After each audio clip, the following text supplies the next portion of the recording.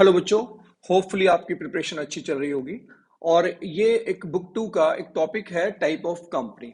और one marker question के अंदर ये काफी इंपॉर्टेंट साबित हो सकता है। तो कुछ इंफॉर्मेशन हमें यहाँ से ऐसी मिल सकती है, मुझे ऐसा लगता है कि एग्जामिनर इसमें से 2 या 3 एमसीक्यूज शायद निकालने की कोशिश करेगा। तो देखिए, शुरुआत करते हैं। हेडिंग लिखा हुआ है टाइप ऑफ कंपनी, और इसी में से 2 और 3 इंपॉर्टेंट एमसीक्यूज आपके सामने आ रहे हैं। वो क्या क्या हो सकते हैं? तो पहले हम शुरुआत करते हैं कि 3 टाइप की जो कंपनी हमारे लिए रखी गई है। पहली है वन पर्सन कंपनी, सेकंड हमारे पास है प्राइवेट लिमिटेड कंपनी, और थर्ड हमारे पास है public limited company. Public limited company, तो 3 तरह की हमारे पास कंपनीज है बेटे। One person company, private limited company और पब्लिक लिमिटेड कंपनी। और डिटेल में हम बात नहीं कर सकते, इतना ही अकाउंट में परमिट किया गया। सबसे पहले सेक्शन पे बात कर लेते हैं। हालांकि सीबीएसई ने बात बोली है कि सेक्शन शायद वो ना रखे, लेकिन फिर भी कुछ सैंपल पेपर के अंदर सेक्शंस पूछे गए हैं, तो हो सकता है उसका एरिया इस पे आ जाए, यानी कि इस पे एग्जामिनर फोकस कर ले। तो सबसे पहले सेक्शन 2 सब सेक्शन 62 इसको डिफाइन करता है। उसके बाद सेक्शन 2 सब सेक्शन 68 इसको डिफाइन करता है।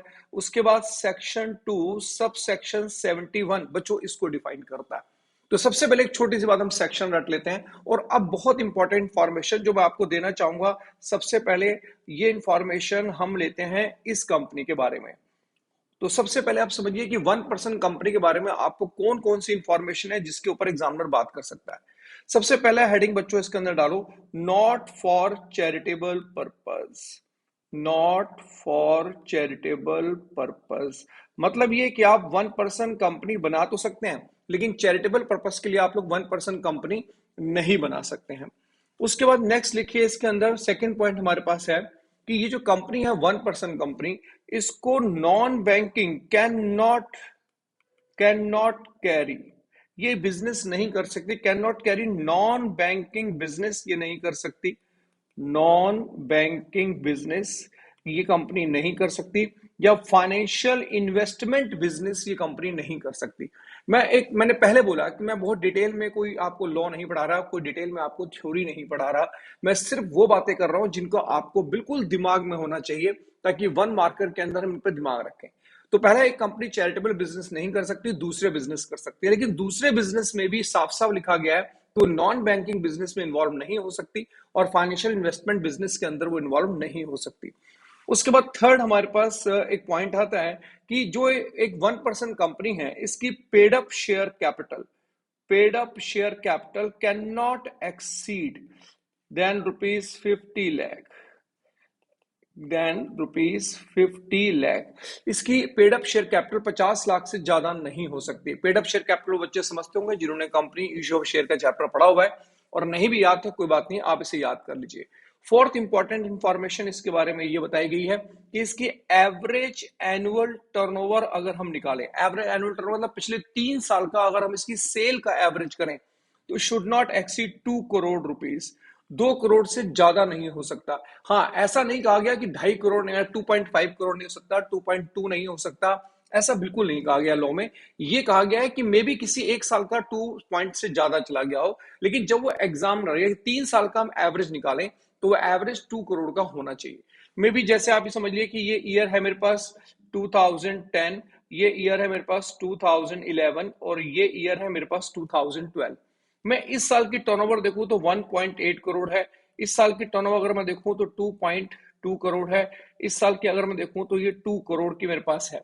तो देखा जाए कि इस साल मेरी 2 करोड़ से कम है, इस साल मेरी पूरी 2 करोड़ है, पर इस साल मेरी 2 करोड़ से ज्यादा है।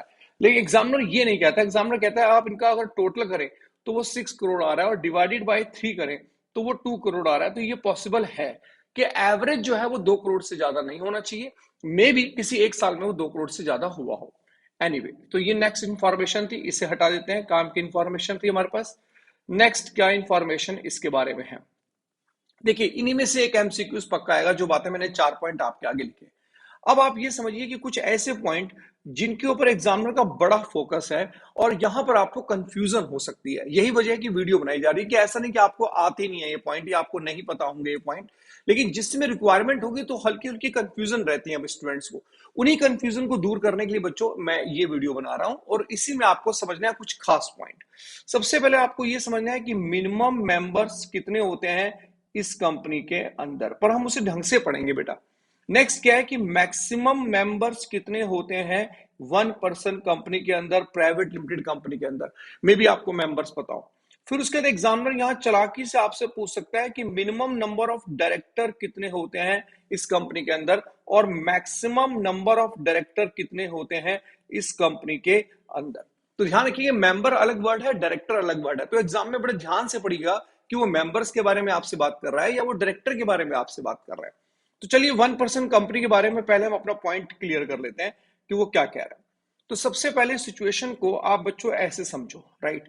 1% कंपनी के अंदर अगर आप बात समझे तो यहां समझिए बेटे कि यहां पर मिनिमम मेंबर 1% कंपनी के अंदर 1 बताया गया, एक मेंबर हो सकता है, मैक्सिमम मेंबर भी एक हो सकता है, और मिनिमम नंबर डायरेक्टर जो है वो भी इसमें 1 हो सकते हैं, यानी कि तीनों पॉइंट इसमें 1 जा रहे हैं। लेकिन मैक्सिमम नंबर ऑफ डायरेक्टर ये कंपनी 15 तक रख सकती है। अब एक बढ़िया बात मैं यहां पे बढ़िया बताता हूं, देखिए 3 हेडिंग डले हुए हैं, प्राइवेट लिमिटेड कंपनी और पब्लिक लिमिटेड कंपनी। वो आपसे एक पॉइंट पूछ सकता है कि member of director private limited company के केस में कितने हो सकते हैं, maximum number of director public limited company के केस में कितने हो सकते हैं। तो साहब यहां पर जो इसका रिस्पॉन्स आता है, मैक्सिमम नंबर ऑफ डायरेक्टर हर एक के अंदर 15 हो सकते हैं, 15 से ज्यादा डायरेक्टर किसी भी टाइप की कंपनी नहीं रख सकती। बढ़िया बात। दूसरी बात, minimum number of share private limited company में कितने हो सकते हैं, तो आप बोलेंगे 2। उसके बाद आपसे पूछा जाए minimum number of members, sorry minimum number of members public limited company में कितने हो सकते हैं, तो आप बोलेंगे 7। उसके बाद आपसे पूछा जाएगा कि मैक्सिमम नंबर इसमें कितने हो सकते हैं प्राइवेट लिमिटेड कंपनी में मेंबर्स, तो आप बोलेंगे 200। और यहां पर मैक्सिमम मेंबर्स कितने हो सकते हैं, तो आप बोलेंगे no limit, public limited company के अंदर जितने चाहे मेंबर हो सकते हैं, इसमें कोई लिमिट नहीं है। मिनिमम नंबर ऑफ डायरेक्टर यहां पर कितने हो सकते हैं, तो आप बोलेंगे 2, और मैक्सिमम नंबर ऑफ डायरेक्टर यहां पर कितने हो सकते हैं, तो आप बोलेंगे 7 डायरेक्टर यहां पे होने चाहिए हमारे पास, सॉरी यहां पर होने चाहिए, सॉरी 3 डायरेक्टर हमारे पास यहां पर होने चाहिए। ये लीजिए 3 डायरेक्टर। तो जरा डायरेक्टर की सिचुएशन को आप कैसे याद करेंगे, डायरेक्टर की सिचुएशन को चार्ट अपने दिमाग में रखिए, और ये देखिए 1 2 3 1 2 3, मिनिमम पे 1 2 3 एक सीरीज बन रही है, और मैक्सिमम डायरेक्टर पे 15 15 और 15 बन रहे हैं। यहां पर मेंबर में देखें तो 1 2 और 7 है, 1 है मैक्सिमम यहाँ पे 200, और ये यहाँ पर नो लिमिट है। ये वो एरिया है जहां से एग्जामिनर ने एमसीक्यू निकालना ही निकालना है, और आपको कंफ्यूजन हो सकती है। तो आप क्या करें कि इस पूरी टेबल को एक बार आप दिमाग में रखें। इस टेबल के अंदर जो इंफॉर्मेशन है इसमें से 2 या 3 एमसीक्यूज मेरे हिसाब से जरूर आने चाहिए बच्चों। दूसरा, ये जो यहाँ पे कोई बिजनेस कौन सा कर सकती है, नॉन बैंकिंग, ये सब बातें प्राइवेट और पब्लिक लिमिटेड कंपनी केस में एप्लीकेबल नहीं है। तो प्लीज ये वीडियो इंपॉर्टेंट है, इसका खास ध्यान रखिएगा। 1 मार्कर क्वेश्चन इसमें से पूछा जा सकता है। मिनिमम डायरेक्टर कितने हो सकते हैं, maximum director public limited company में कितने हो सकते हैं, मिनिमम मेंबर जो है वो प्राइवेट लिमिटेड कंपनी में कितने होते हैं, maximum member private limited company में कितने होते हैं, इसमें से कोई भी क्वेश्चन एग्जामिनर आपसे बात कर सकता है।